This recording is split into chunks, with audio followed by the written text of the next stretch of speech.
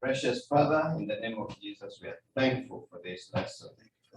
We apologize that we are late, but Lord, we are here as your sons, that you may equip us, that you may bless us, that you may tell us things that we need to know so we can change to be better fathers, better kingdom sons, better warriors, better leaders, to be able to carry out the roles that you've called us to do and to be. Bless us this day, bless the brothers that are not here, your sons, wherever they are, go with them and be with us in this class. In Jesus' name we pray. Amen. Amen. So, Abe, I want to share with you what just transpired, right? So he said, to not have a budget is to have faith. You understand what I'm saying? That everything is going to work out. Listening? But that's also saying you have faith in nothing. You talked about having a budget and how, you should make your own budget. You shouldn't be able to budget or whatever, but he was like, the people have not having a budget is like having faith that everything is going to work out, but they can't take that same faith and relate it. And today I want to start by just giving you three kind of what I think are models of parenting to start us out with. First of all, in your outlines, I want you to look at the absent parent. The absent parent, which I believe today, unfortunately, is epidemic because kids today, oftentimes, 40% in America of the kids today either lack a mom or a dad at home. And the epidemic is even more so when it's an absent mom or dad socially, emotionally, rather than just literally. But there are huge numbers of children who are being raised up in homes where either a parent is not there due to abandonment or divorce, or where the parents are there but aren't. You know what I mean by that? They are there but aren't. Oftentimes in our generation, because of the fact that you have two parents who are career-driven. In the 50s and 60s, women used to complain about the career-driven husband. Unfortunately, when you got to the 80s and 90s, rather than that excess being corrected, what happened was women joined that pursuit. Yeah. And as we move into the 21st century, I think for a lot of young children growing up right here at the beginning of the 21st century, what we're going to find later on is that not only do a lot of children suffer from the absent father wound, but will also suffer in the next generation from the absent mother wound. Mom just wasn't there. But that's one style of parenting, the absent parent. On the other hand, there's some healthy things happening in our country today, and that's what I call the engaged parent. That's number two, engaged parenting, which I think represents a healthy new resurgence of parental involvement in children's lives that's occurring right now in our country, and that's good seeing moms and dads realize the importance of being close to their children, involved in their schoolwork, involved in their social relationships, attending their games, just being an overall part of their life, which gives weight to a child's life growing up. That's such a healthy thing, and it's so encouraging to see many children today get a new closeness of time and attention with mom and dad because they figured it out.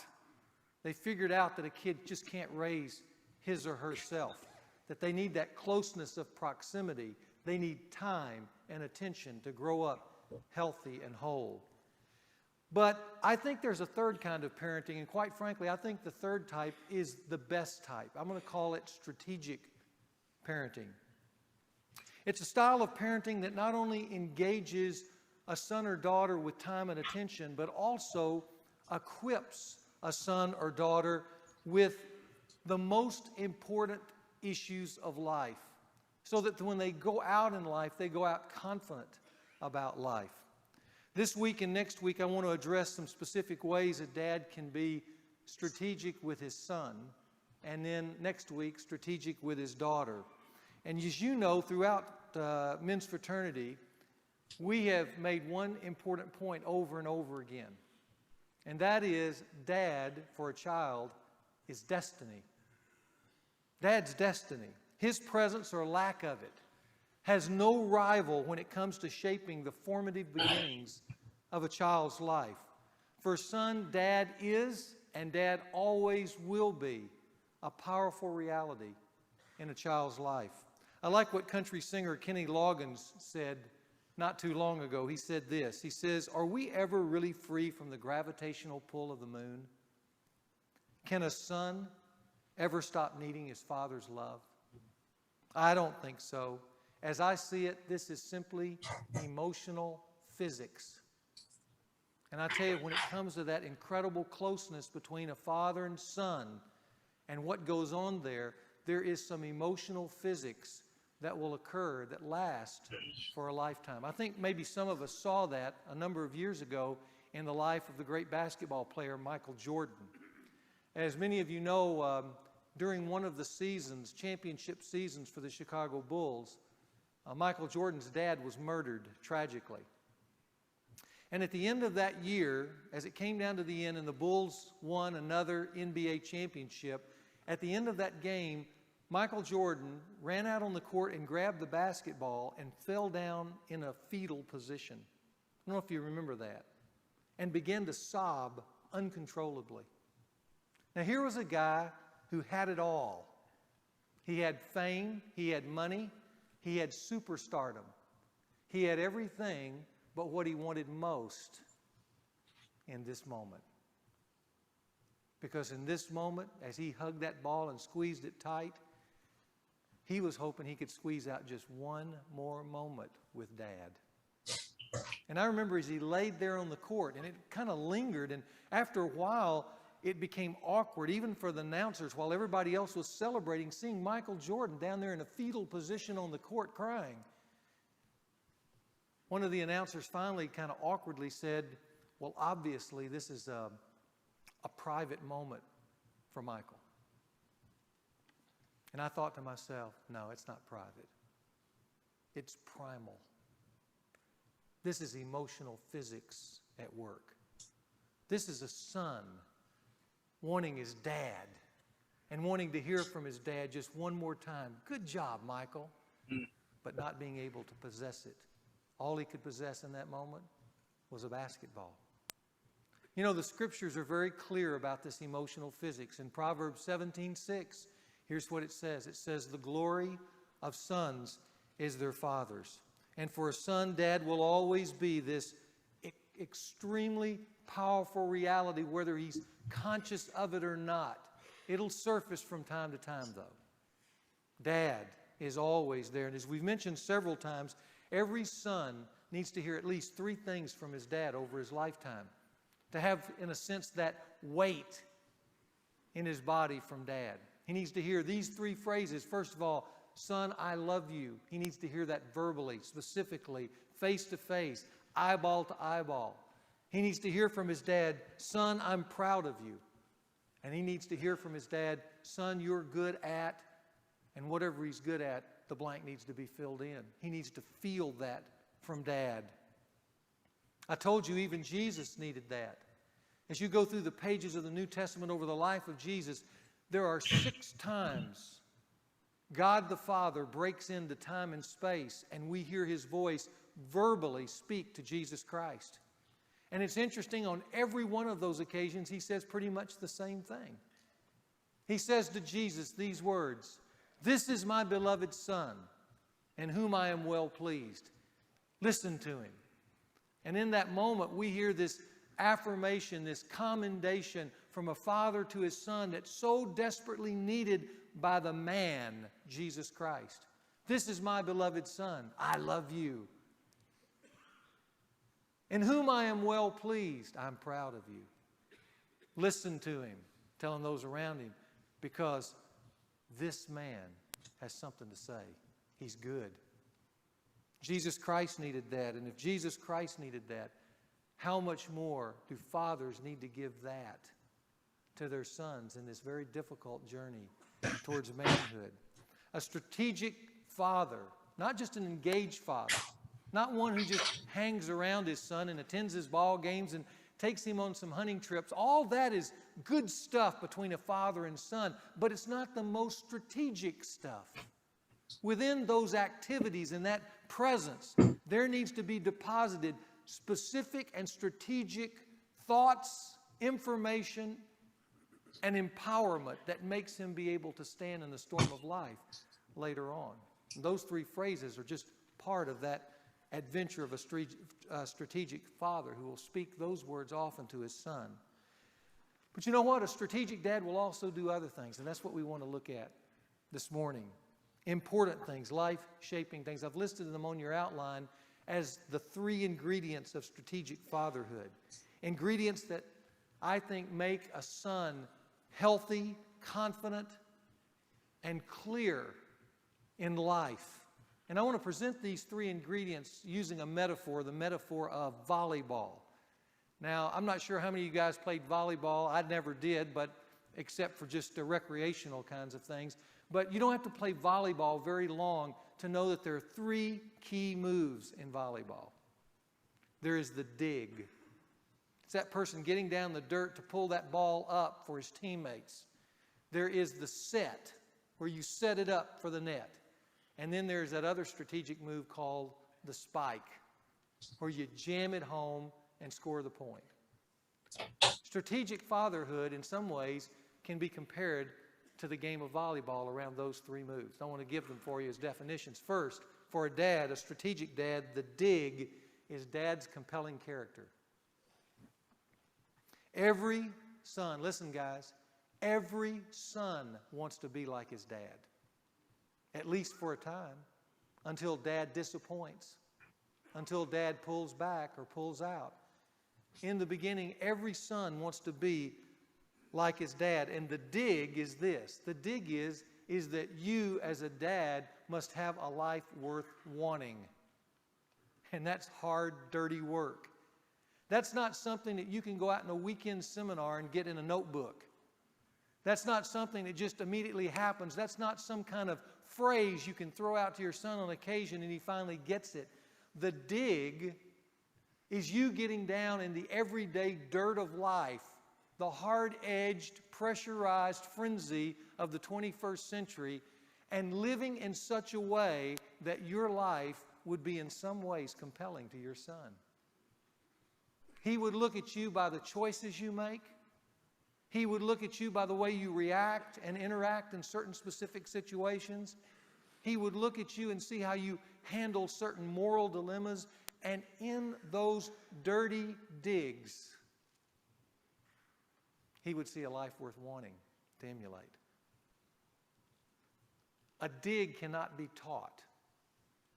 A dig is character that's caught. A number of years ago, I read the following article in Reader's Digest that I think really illustrates this point called the dig. The article was entitled Catch of a Lifetime. Let me just read it to you and you'll get the point. It says he was 11 years old and went fishing every chance he got from the dock at his father's cabin on the island in the middle of the New Hampshire lake. On the day before the bass season opened, he and his father were fishing early in the evening, catching sunfish and perch with worms. Then he tied on a small silver lure and practiced casting. The lure struck the water and caused colored ripples in the sunset, then silver ripples as the moon rose over the lake. When his pole doubled over, he knew something huge was on the other end. His father watched with admiration as the boy skillfully worked the fish alongside the dock. Finally, he gingerly lifted the exhausted fish from the water. It was the largest one he had ever seen, but it was a bass.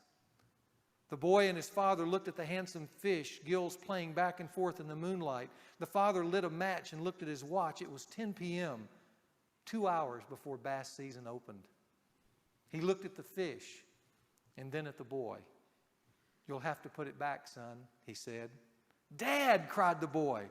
"There will be other fish," his father said. "Not as big as this one," cried the boy. He looked around the lake. No other fishermen or boats were anywhere around in the moonlight. He looked again at his father, and even though no one had seen them, nor could anyone ever know what time he caught the fish, the boy could tell by the clarity of his father's voice that the decision was not negotiable. He slowly worked the hook out of the lip of the huge bass and lowered it back into the black water. The creature swished its powerful body and disappeared. The boy suspected that he would never again see such a great fish, at least not in his arms. That was 34 years ago. Today, the boy is a successful architect in New York City. His father's cabin is still there on the island in the middle of the lake. He takes his own sons and daughters fishing from the same dock. But he was also right. He never again caught such a magnificent fish as the one he landed that night long ago. But he does see that same fish again and again, every time when he comes up against the question of ethics. For as his father taught him, ethics are simple matters of right and wrong. It's only the practice of ethics that is difficult. Do we do what is right when no one is looking? Do we refuse to cut corners to get the design in on time? Or refuse to trade stocks based on information we know we're not supposed to have? We would if we were taught early in life to put the fish back when we were young. For we would have learned this essential truth, not about how we had a chance to beat the system and took it, but about how Dad taught us the right thing. And as a result, we were forever strengthened. It's a great story, isn't it? It's a great story of what I call the dig. And the dig in life is Dad's compelling character. And listen, guys, here's a hard truth. It's dirty. It's a dirty truth. It's down in the dirt kind of truth. And that's this. Your sons will leave with what you have lived out in your home. That's the bottom line for guys. Thanks. Dad's compelling character. Secondly, the set. Setting a son up in life. What's the set? It's Dad's clear instruction. Stephen Covey, in his book, 7 Habits of Highly Effective People, mentioned that one of the essential habits of life for successful people is that they begin any enterprise with the end in mind. Every dad should ask this question: what essential information do I want my son to leave home with at the end? We've mentioned this before, but as he drives away and you've shaken his hand or hugged his neck and said, "Son, be a man," and now his car is disappearing over the horizon, what does he leave home with? That's the end. And every strategic dad begins his interaction with his son with that end in mind. And so, what are the things that you want to have your son leave home with that gives weight and substance and strategic value to his life? Emotional intelligence. Certainly we want good memories of fun activities. But guys, I want to tell you, there's got to be more than that. A strategic dad asks these questions. What do I want my son to leave home with concerning information about manhood or about his role with a woman? Does he understand that? Or about money or about particular social skills, whether it's just in life in general with a woman in particular, how to work, have I taught him how to work, how to be on time, how to clean up his room, how to get up for himself and take initiative in life? What does he know about God that I imparted into his life? What does he know about sex that I imparted into his life, or about life in general? Every time Dad gives some clear, hands-on instruction about life, here's what he does for that son. He sets him at the net. He sets him up for success. It's called the set. And then finally, there's the spike. And I'm going to call the spike Dad's creative ceremonies for his sons, which we'll spend a lot of time on here this morning, which I think are done by the dad for his son to mark his progress towards manhood. It's the moment where not only does he set him up in life, but he kind of drives the principle home about what it means to be a man and how that son is making progress towards manhood. You got your shot in the dark. You know, one of the things that I'd love to do in men's fraternity for men across the country is bring back the power of ceremony. It's been lost today. I've asked the question to audiences all across the country: when is it that you became a man, and how did you know? It's a good question. I remember asking a businessman the other day on the plane that question. And at the end of our conversation, he told me, he said, I would have loved to have had a moment where I knew I had been commissioned into manhood. Just a moment. And I call that the power of ceremonies. You know, as a pastor, I get to do ceremonies all the time of different kinds. Just this last Sunday night, I did a ceremony called baptism, which is a ceremony marking a change in life from a person from a life lived by themselves without God to living with God. It just kind of marks that moment. Some of the ceremonies that we've done here at the church for different events have been very elaborate. Some have been absolutely hilarious.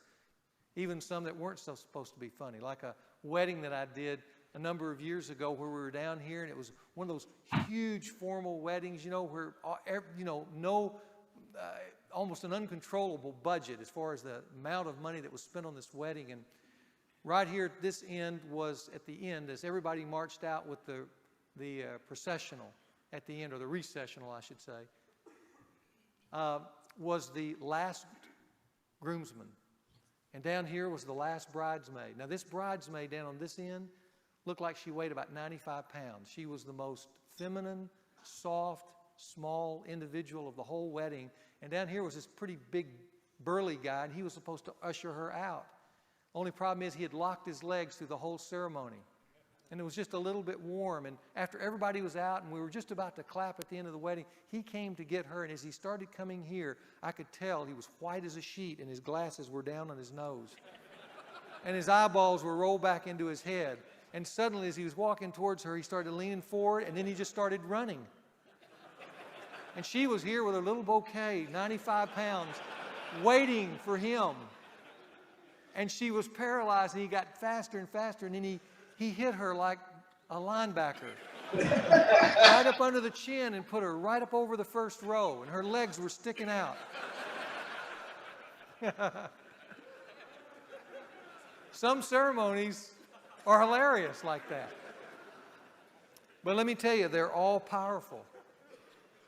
They all have a unique communication to them, because that's the whole essence of a ceremony. A ceremony is a sacred seal about something. It seals, in a way that few things can, a change in life. And because of the investment of time and attention and money in it, it creates importance and an unforgettable memory. That's what ceremonies are all about. I remember reading a book by George Duby on knights. And it was said that when a young man came to that moment after all his training, where he kneeled before the king and he felt the blade on his shoulders knighting him, Duby makes this comment. He said, when a young man was dubbed, it was the finest moment of his life. It was the ceremony in which he knew without a doubt he had passed over into a new stage of life. Did you know every boy needs that moment? He needs to know that he's coming over the bar into a new stage called manhood. How does he get there? How does he get there in America today? Did you know there is no moment unless a strategic dad makes the moment? I want to give you just real briefly 5 characteristics of memorable ceremonies so that you can have this, and then we'll talk about doing manhood ceremonies with sons. Here are the 5 characteristics of memorable ceremonies. First, memorable ceremonies are costly. They're costly. The more time, the more thought, the more planning, the more cost, the better.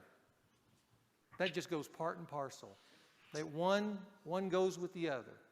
The more you invest in it, the grander it is, the greater memory it makes. Secondly, memorable ceremonies always ascribe value to the person being celebrated. The fact that you would take the time to go to their wedding, or take the time to show up at their baptism, or take the time to come to their graduation, that's what makes it meaningful. It ascribes value to the person being celebrated. You've created this ceremony in which, by being there with them and going through this enterprise, you're telling that person, you're important. That's why I came. This moment is important. That's why I came. And the circumstances are worth taking the time to ascribe value in this moment to your life. Thirdly, memorable ceremonies always employ symbols. Have you noticed that? Weddings have rings. Graduation is symbolized with a cap and gown and a diploma. When a man is promoted in the military, he gets gold bars.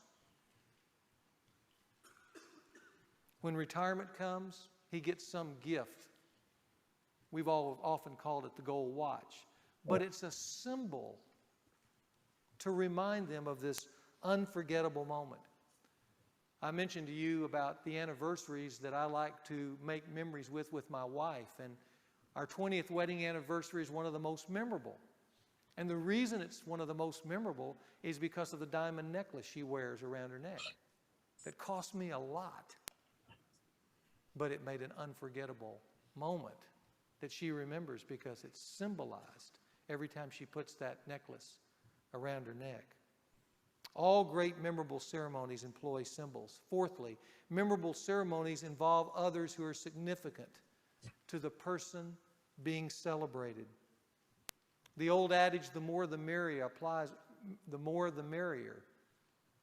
here. When my daughter was being inducted into the who's who of colleges and universities, it was a ceremony midweek, and she told us we didn't need to come. But it was interesting when we actually went and surprised her with our presence there that the head of the department, the English department, had showed up.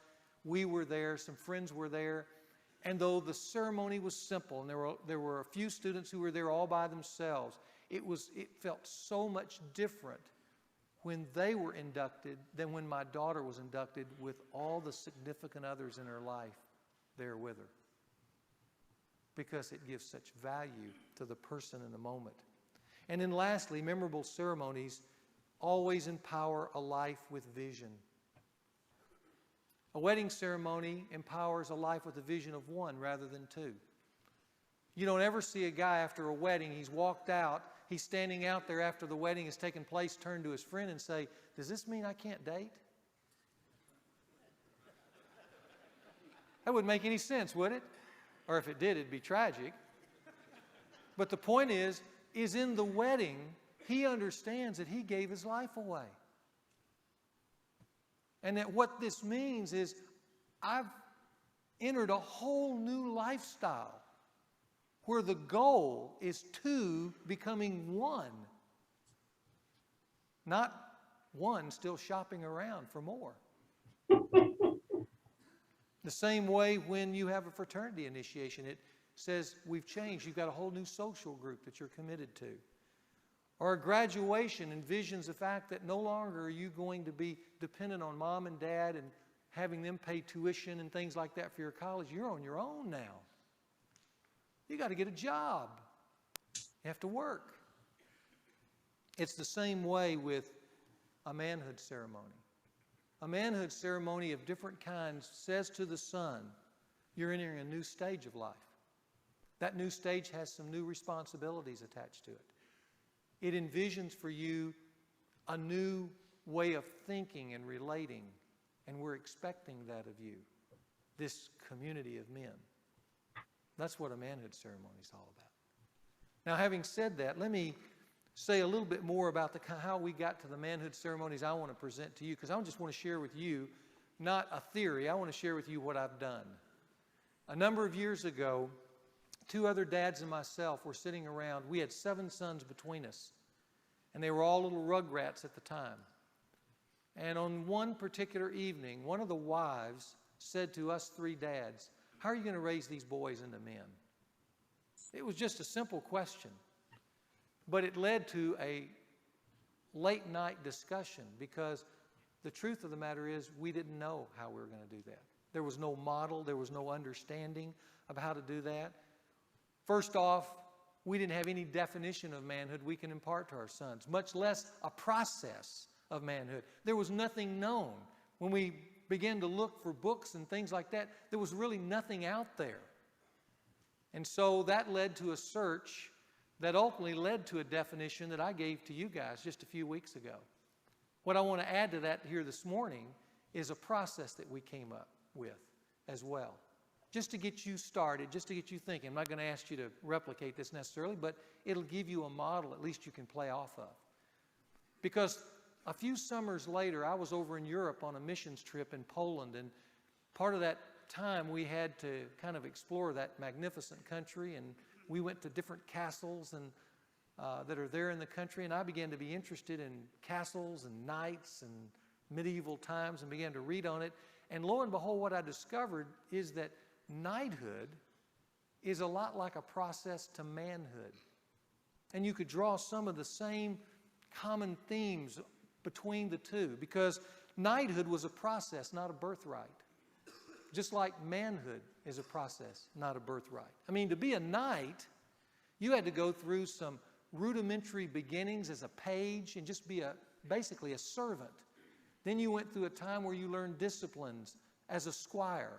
Then there came this moment where you had proven yourself to be worthy of being knighted. And so there came this incredible moment where you became a knight. You were dubbed a knight. And then after that, most knights, in order to fulfill their calling as a knight, had to attach themselves to some noble ambition. And that varied from knight to knight to complete their knighthood. So there was this process. And as I read that, I thought, you know, quite frankly, raising boys is a lot like that. There is a page stage before they're teenagers, just kind of where they need to hear just some basics. And there comes a place where they need to learn disciplines. There's a squire stage. And then there's a time where they need to know they've become a man. They need to be knighted. And then after that, there's a time in which they need to be encouraged to take on a noble calling, and that needs to be ceremonialized as well. So I began to play with that definition and put those together. The second thing about knighthood that really fascinated me was knighthood was a high calling in an evil age. If you think about it, knights came out of which age? The Dark Ages. And they became, quote, the knight in shining armor for a reason. What they were is that they were the few men who lived above the age. They stood out. They stood out in valor, in courage, in nobility, in standards, in morality, and they were the ones looked at as the heroes of the age. And I thought, you know, that's what real manhood should be about. Real men, authentic men, should stand above this age too. And so how do you raise your sons to get there? Where they're living not just as a good businessman, but they stand out in their character, in their calling, in their involvements, in their investments. Sons don't get there by accident. See, we think they're just going to kind of get there. They don't. A strategic father knows there needs to be a process along the way to point them to that high calling. So, with that said, what we did is we came up with 4 ceremonies to help sons kind of process along the way. Let me just talk you through those 4 ceremonies. You've got them basically on your outline. I just want to mention them to you real quickly, but I think it'll help you get a sense of what we did. First of all, we had what we call the page ceremony of puberty. You know, there comes a moment, if you think about a son's life, there's a moment where he crosses over into a change of life at about 13 or 14. A page was a young boy between 7 and 13 and 14. So there comes a moment where he needs to be introduced, just like a page, into the rudimentary elements of manhood. And here's what we do, or here's what we've done to all of them. Leading up to their 13th birthday, we took time to meet with our sons in the morning, just the dad and the son, to take them through some basics of the new stage they were about to enter into, these teenage years. And the asset that we used, I think there, quite frankly, might even be better assets today. I'm just going to show you the one that we used, was the tape series here by James Dobson, Preparing for Adolescence. All that was 7 tapes, and we would get up early in the morning with our son, go out into a quiet place, and just put the tape on and listen to it. And it would talk about emotions and changes in your body. And it would talk about friendships and peer pressure and the things that a teenager is going to face. And we would just listen to the tape, and at the end of the tape, we would enjoy a conversation about that subject. And of course, one of the subjects there is about sex, which is a wonderful way to introduce you into that discussion. And then we'd go out to breakfast. And we would do that, and at least in my case, with my two boys, I timed it to finish about the time their 13th birthday was to occur. And so we finished the tape series. Then on their 13th birthday, I had a ceremonial supper just between me and my son, where we went out, and on that particular occasion, as we sat there together enjoying a dinner together, we talked about what it was going to mean to become a man. And I introduced my sons for the first time to the definition of manhood that you've received. And we just talked about it, just like we were talking about a subject. And I had Garrett and Mason memorize that definition of what it meant to be a man. And I said, son, here's what I want you to know. From this point on, we're going to talk about manhood within these 4 quadrants. About rejecting passivity, about accepting responsibility, about leading courageously and believing it all for God's greater reward. We're going to talk with that language. And what I want you to know is you can hold me accountable to every one of these things. And I'm going to hold you accountable. And we're going to march together in lockstep. So we do that. And in order to kind of memorialize that moment, I thought of something I could give them as a symbol of that moment. In the case of my older son, Garrett, I gave him an autographed picture of Larry Bird that Larry Bird had signed. And the reason is because when he was a young boy, we watched the Lakers and the Celtics every Sunday afternoon. And he loved Larry Bird because of his tenacity. And I told him, I said, this is a good symbol of what it's going to take for you to become a man, this kind of tenacity. And that was kind of his symbol. In the case of Mason, I gave, because he loves gadgets, I gave him a gold compass. And that compass pointed a true north, and that true north for a man is manhood. And that was their little symbol. And then there in the restaurant, I reached across the table and I prayed for him, laid my hands on him and just prayed for him. Prayed that I would be a dad worthy of him and that he, over his lifetime, could become this kind of man. Now, that sounds like a simple thing, and it was a simple thing. But did you know we still talk about that evening? Just that simple thing and those processes to enter into this stage called puberty, or through this stage called puberty, into teenageville. Here's the second ceremony we did along the way. I call it the squire's ceremony of leaving home. On the time he was going to leave to go to college, after high school graduation, we had what I call a gathering of dads. We took that son out to dinner, an evening together. And during that evening, as we 3 dads sat around the table, we talked to the son about this new adventure he was going to embark on leaving home. And we each shared a fundamental principle about the next 4 years, because all of our sons have gone to college, and that is this. We had him think about his college graduation on that evening. And we shared about how we went to college, and we shared about the mistakes we made and the foolishnesses that we invested ourselves in that ended up with 0, and then the things that we did well. And then we pressed him on 3 points: that he would finish college with good grades, with good friends, and a robust spiritual life. Those were kind of the 3 swords we wanted him to fight with during that time. And we impressed that upon him. At that point, we shared with him the family crest that he saw hanging in our homes all these years. And I'll show a picture of the family crest here. This crest is in each of the 3 homes that we have. And there's a lot of imagery in here. I won't take you through all of it. Just simply to mention on the left side where there's that white space with the cross, we talk a lot about conventional manhood that we talked about in here. And we said you have to die to that. That's why there's a cross over it. If you look on the right side, that symbol on the right side should mean something to you, because you should have it on your rear view mirror. It's the definition of manhood. And then those 3 swords represent the 3 families and the truths that the men of this family would continually give their sons until they themselves became a man. And of course, we had imparted those truths, some of them, to that son that night in this leaving home kind of stage.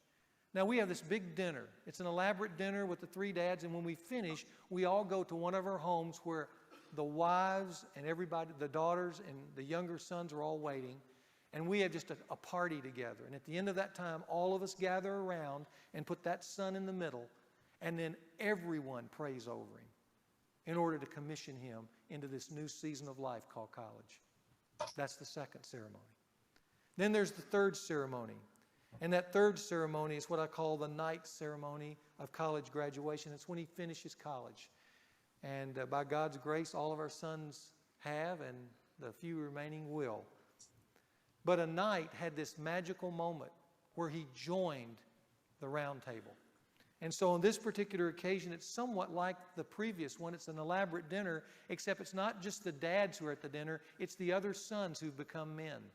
They join the dinner as well. And again, there are truths that are imparted on that particular evening. Wise words are spoken.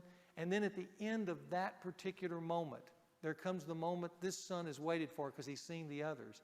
And that is, we take a moment where he is given a gift. He opens it up. It's the same gift for every son. In it is a ring, this ring. And this ring is the family crest embossed within that ring. And when that ring goes on his finger, that's the moment.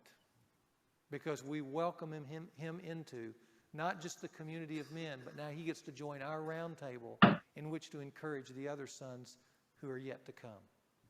But in this moment, this becomes the dubbing. This becomes the moment he can look back on and say, this is the moment where these men, these significant others, not just my dad, but these significant others, ushered me into the community of men. And from this point on, they have told me that they're expecting greater things from me, a greater calling, a higher walk, a more noble walk with more noble standards. And they feel that. And let me tell you, you would feel that if you were there on that evening. And then lastly, we have what I call the oath ceremony at marriage. Remember I told you every night needed to have a calling? Well, these sons are going to have different callings, but one of the callings probably each one of them will concern marriage.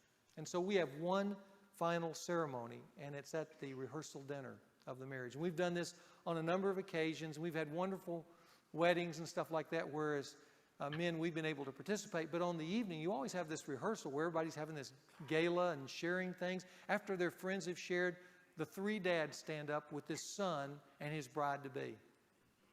And what we do in a public way is we tell this young man's story that we've been involved in since he was a pre-teenager. And things that we have admired about him. And things that we love about him. And his dad gets to share publicly again how much he loves his son and is proud of his son and the things that he's good at in front of this great host of friends and family. And then one of us tells kind of the story of growing into a man and rehearses that moment where he became a man. But at this point, we are there just to make one final statement about calling. Because the next day he's going to be married, and that's a noble calling. And we're expecting great things from him in that calling.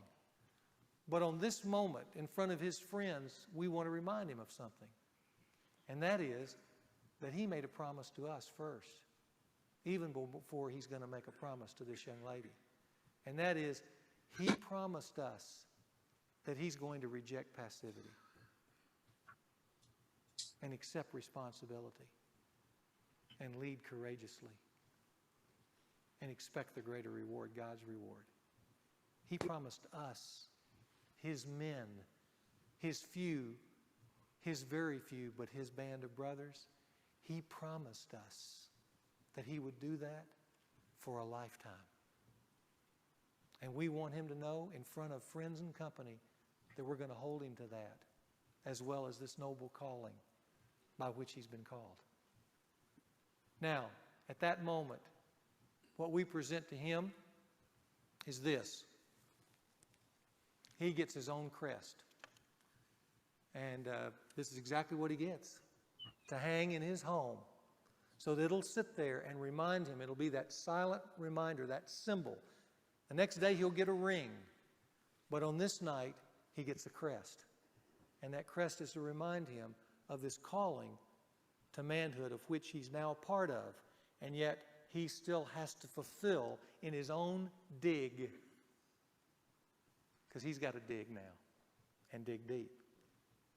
So these are the ceremonies that we perform with our sons in calling them. Now, you may say, gosh, that just overwhelms me. But here's what I want you to hear. These are just 4 moments along the way. We're talking about over maybe 20, 25 years. There are these 4 moments that any dad in this room could invest in a son. And let me tell you, it'll be some of the finest moments of your life if you do it.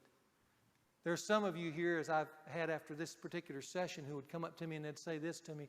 They'd say, gosh, I wish I'd have heard this 20 years ago. My son's 30 years old. What do I do now? Let me tell you, it's never too late. It's never too late. Now, you may not be able now to go back and do the kind of ceremonies that I've just talked about, but listen, there's a whole world of creativity out there.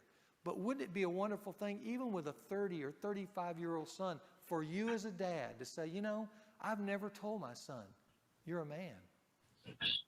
So why not come up with a weekend, just you and your son? Go out and do something. Maybe it's a great sporting event, or maybe it's a little mini weekend just to be together where you share with him things that you've learned about life, but you give him the hand of manhood.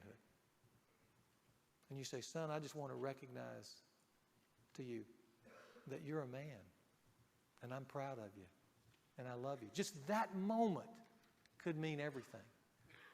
Then there's some of you who got little rugrats running around, and you don't need to employ all this stuff on them right now, but let me tell you, this is a great time to start thinking about how you're going to call them to manhood and to come up with some creative ceremonies of your own. I have been absolutely amazed at dads who've heard this talk.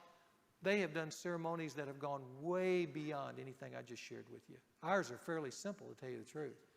We have guys who've taken their sons on these amazing wilderness adventures, and along the way, as they're walking through the woods, you know, all of a sudden, up ahead, granddad steps out of the woods and says, son, why don't you join me in the journey to manhood?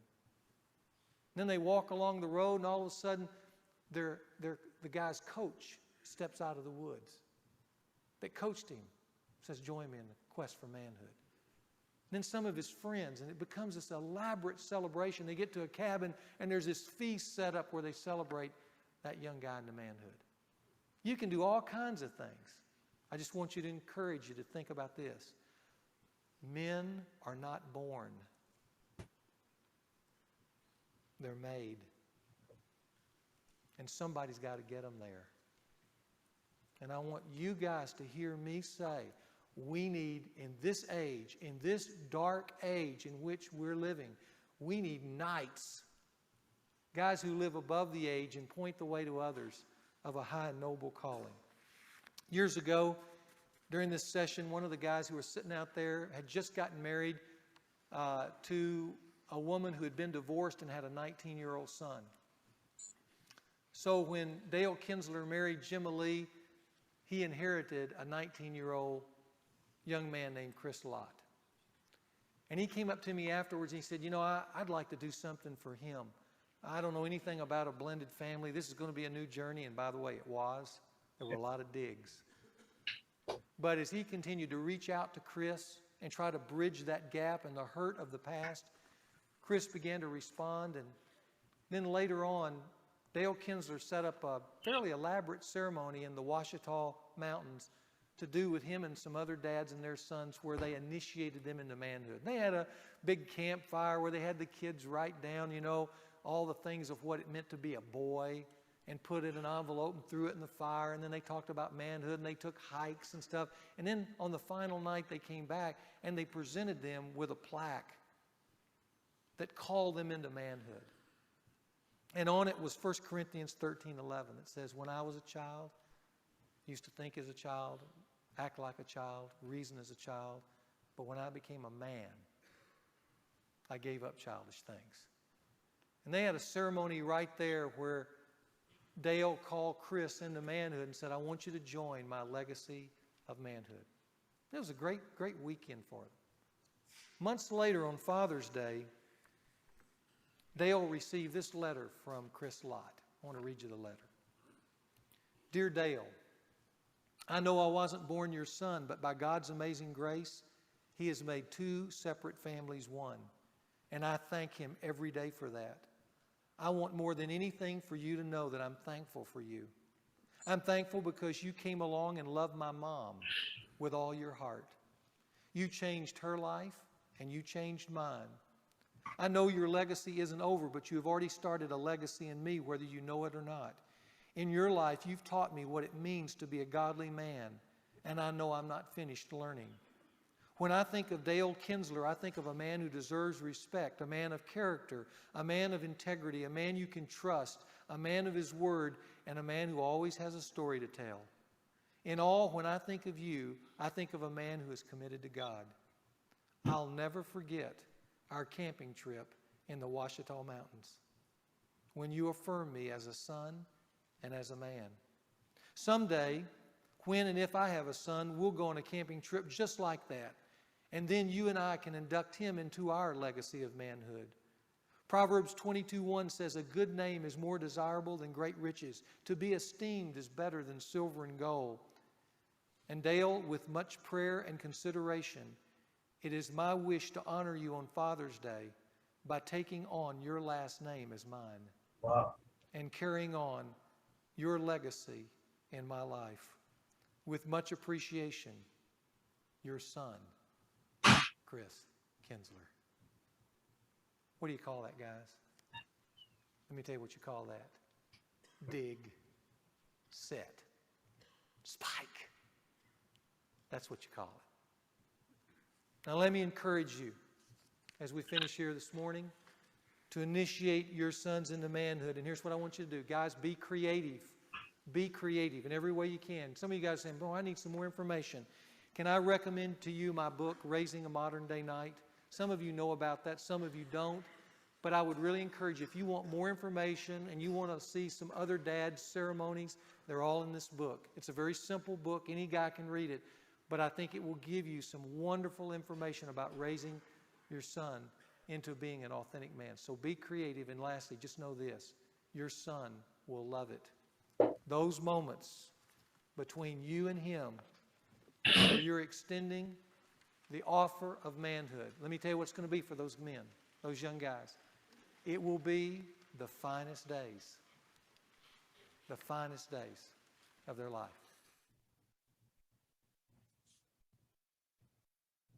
Wow. Yes. Great. Great, great, great, great. Good information. Wonderful lesson. Wonderful lesson. Fathers and sons.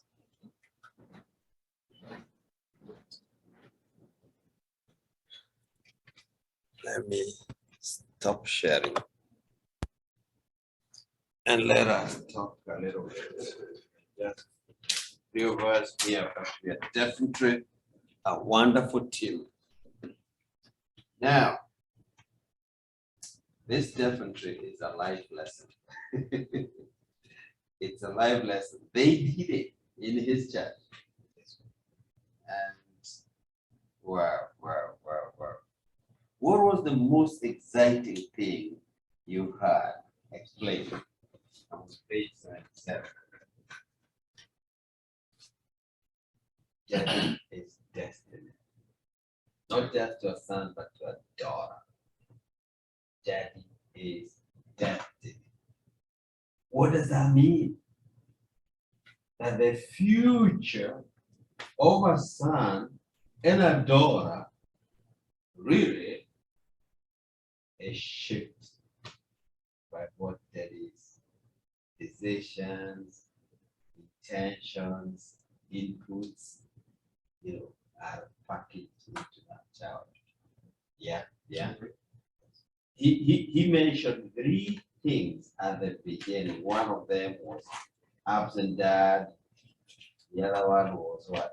Engaged dad, and the other one was strategic. I'm a natural strategic dad, so that's the one that jumped out to me. I'm naturally, I'm definitely not absent, because my dad was absent, so I knew I wasn't going to be back. Yes. And just being there for the events, that's like just being a money dad. Yes. So I didn't want to be that. So I'm very strategic. And they tell me, you always trying to teach us something. Yeah. And I was trying to use, especially with my daughters, because they didn't grow up in the household. So whenever I had interactions with them, I will always use those moments to teach, learn, plant a seed, or, you know, give them some fatherly knowledge. But then, they start talking, you know. And then my son, he's 6, maybe 6 in a month or 2, you know, but yeah, I'll be very strategic with everything. From the time that I've been helping him brush his teeth, wash his face, hands, to now he do it himself, like that whole, got this, you handle this thing, do it, train him. How's you gonna learn? It's a light. How who gonna teach you? That's what I said. You need it. Yeah. And nothing you do will go to. You got it. You picked it right. Yeah. You know Yeah. it. So, Rodney, what was the most exciting thing to you? I think being able to get to that place where you can do the ritual into manhood, that means a lot. Mhm. And then when you spoke about the family crest and the ring, Mhm. I was envisioning that. Yes. I gotta have one. Yeah, it was outstanding. I have to have one. Yeah. Yes. I literally have to have. Like I think I worked on one before. Got sidetracked. Mhm. We'll go ahead and finish that thing out. Something memorable. Yeah. So, how have you helped your son, and I'm gonna add here, your daughter, measure their progress into manhood or woman? I'm gonna go fast and tell you this. I've been blessed to teach my children many things, but one of them was driving. And the other one is modeling life. I just sat there and remembered I have graduated from a college 5 times. My son, who is 24, has been in 3 of those graduations. When I came out of Bible school in 1998, he was 2 years old. He attended, but he was born in 1997. Needless to say, my daughters were there for my other vocational Bible school, which gave me the stimulus to go to the 4-year degree for Bible. They were there. None of them, of course, was there when I got my first degree. I wasn't married then. But that to me, how have you shaped or helped them to? That to me is modeling. And the fact that they have watched some of these things and they are hard to be done, to go to college and come out, or to go to a business and stay on it, or to do whatever you've done, which is a challenge, but they have watched you do it. Finish. Start and finish. Yes. Things that people quit on. Like they saw me start this, practice that I have. It's hard. Even my wife acknowledged it's hard because there are so many nuances here and there. That's a model lesson. And they watch you persevere, they watch you grow, they watch you get tested actually. And even when you're tested, the way you come out without smearing yourself, without giving up, it's something. How have you helped them? By actually allowing them into your life as you go do stuff. I don't know what you would put out there, but I have loved to expose my children. That's what I do that all the time. Like Expose. I take all my kids to every property that we purchase Mhm. and walk them through it, tell them what my plans are for it, and do with it. And tell them that y'all can do this too. You're at the perfect age to get started now. Yes. And they are, and they can. Yeah. And I'm hoping that me just exposing it to, because I'm not doing it for them. That's the difference. I want to expose you to this, and if this is something that you want. The truth is this. Life is not a rehearsal, it's a real thing. When Yeah, they yes, see you do it, they catch something. They catch an insect. Remember, he said some of these things are not taught, they are caught. Yes, Allow them to catch it. I want them to catch it. They don't have to work 40 hours a week. Allow them to catch it. Allow them to catch it. Even this thing called investment. Let them see how it grows gradually from one step to another, and you're continuing. Finally, you get there. Boom. My oldest daughter learned the best lesson ever get her driver's license. She failed the test 11 times. Before she, the writing test, before she could take the extra driving test. And do every time I told her, don't worry about this. This is building so much character, because now anything that you come up against in the future, you can say, I failed 11 times and passed this. Driving. No, not the driving part, just the actual, when you go in there, you gotta take, we're having the paper question test. Yeah. Before they allow you to take. She viewed that 11 11 times. times, yeah. The 25 questions. Yeah, 11 times. Most Wow. times because she was trying to guess, she was trying to bend all of the corners, not study for it. Nervous one time and, gave up. She went through all of those stages and all, I said, I was mad because I said, I wish I was able to do what you're doing. Like, you're going to do a lot of stuff in this little time frame. So now when other things come at you in your life, you're going to be like, I could do this 11 times and get, finishing it. Like when she got her license, she was like, yeah. And I gave her car, like, yeah. Like, Can I tell you, my wife? that was My awesome. wife attempted the parallel parking. Parallel park. She tried it 5 times. Yes. And the 5th time, we had to use a psychological input. I took her to my pastor, and my pastor looked at her in the eyes and said, now you will not drive your car, you will drive the pastor's car. And the pastor's car is God's car. So the angels are going to park that car. Yeah. Okay. I see. And then the pastor prayed for her, and we walked her to the car. And when she was sitting at the driver's wheel, the pastor prayed again, and off we went. The way that car was parked, perfect. My 19-year-old son, we went to the MPL 3 times for his license. First time the car failed. On the car, yeah. The car failed. Yeah, I know that. And the way the car failed, the plates were at the back. The dealer, they had made that argument. The front, you don't have the screws. Yeah. Who put at the back? And I kept asking myself, is that legal? Well, I discovered it's not legal for Maryland. Anyway, we went to the driver's skill test with the plates at the back. The car failed. We tried to rush to get them corrected, and they were corrected. When we came back, he said, your time is up. Yeah. Second time we came, my son was ready to be tested, but he had a little argument with the lady who was testing him because he kept the window up, and the lady wanted to talk to him. The lady said, I think he's not ready. He has an attitude. Now, when you tell a teenager that, already now the attitude developed. So Josh failed the test now, and he was told to back, pull, and then back into the, where the cones are. Yeah, it was fair. It was too much on this side, leaving a whole room this side, and so he tapped one of the cones at the back. That's it. Oh. So at that time, so he failed once. Yeah, he literally failed once. But The second time he nailed it accurately.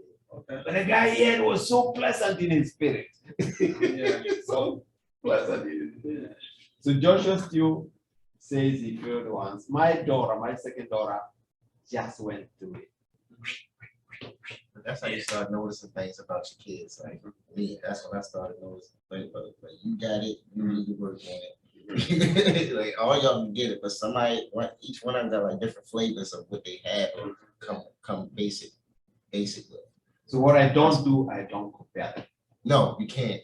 And my wife and my kid's mom was always trying to group these kids, and I'm like, these are 3 different girls. Yeah. That's a good point. They my daughters, but I'm gonna smile at this one, I'm gonna mug that one, give this one a hard time and flip it and bounce because they all different. I can, when I see you, I'm gonna slap one, Everybody's hug the unique. other one, fist pump another. Everybody is Everybody. unique and Yeah. different. And that they see that you trying to treat them all the same. They don't like it. Mhm. Kids definitely don't like it. Everybody is unique and different. I agree with that. I've experienced that. So, question 3, what could you do over this next year to initiate your son into manhood? Include this in your manhood plan. So you have the manhood plan on page 92. I hope you think about that. I hope you complete that. It's on page 92. So this is initiation. Let me ask you about this. So getting your first key to the house, that's initiation from boy, to that stage. So I told my son, because legally a child can stay in the house at 8 years old.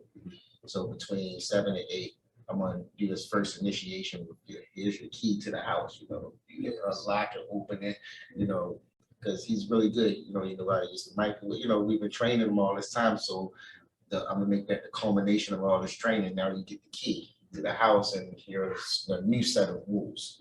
I like Well, that. that's the next part of Is your it life. his house or to the Our family? house where we live at. So, he can stay in the house by himself if he wants to now. He's cool.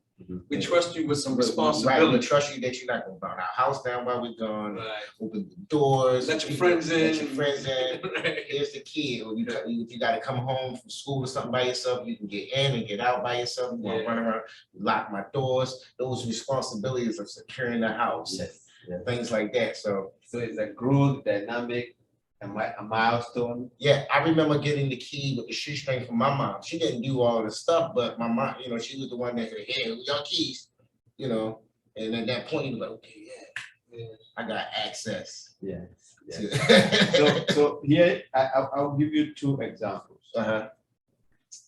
Our 24-year-old son, when he was 13, we actually did a ceremony for him. I took him to one of the couples, Bob and I took him to one of the couples, and we prayed over him and told him, from this point on, you're not a child, you're getting into teenage, you're getting into your growth. So we prayed over him.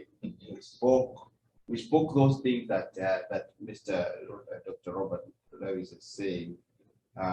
You're my son, I love you, I'm proud of you, and you're good at something. This boy has been good in academics, very good. He went to Eastern Tech, very good school here on the eastern side, and he went to University of Maryland, and he has been there. He drives himself from Baltimore to University of Maryland and back every day. He made his own unilateral decision to change from engineering to architecture. For some reason, I wanted architecture, but I couldn't bring him there because I thought engineering, the field is wide and it's rough. Some of them end up working out in cold temperatures, like civil engineering. Yeah, unless you're really good at engineering, Yes, they gonna pitch you where they want you versus you being where you want to be. but architecture, Pretty much. oh my God, there's so much manufacturing. So that's what he is, and he made his decision. We have only supported him. Right now, 19-year-old, we did not do anything when he was growing up like that, except actually our boys got circumcised. We circumcise boys. We take them to the doctor and they're cut. And then we go down to the basement and talk to them. So that we did. They did it together with his brother. But the one thing that we did right here in this office, when he got his high school graduation, my wife and I decided, this boy, let's sacrifice, buy him a car. And we decided to come here and do a ceremony right here in his room. Yes. So you know what we decided? We had his uncles and cousins from Kenya come on Zoom. It was a Zoom. So when it was time, we told the boy, can you rise up and come to the window? He came here. Okay. And he saw his Altima parked out there. It had a ribbon. I had made the guys from the dealership come and park it there facing this way. Okay. When the boy saw it this way, he said, that's mine. He almost fainted right here. Really? Somebody walked him out all the way, and he was handed over the key. The key. I know the film. By the way, the key was here, by the way. I gave him the key because the guy, when he arrived there, there was a way that the key came. I handed over the key, and he was walked by somebody. Go open that car and enter it. It's your car. Okay. And then come back. Okay. So he will never forget that. That's the car he tested with. That's the car he's driving now. For the very first time last Wednesday, he went out with his buddies for a movie. Not far from our house.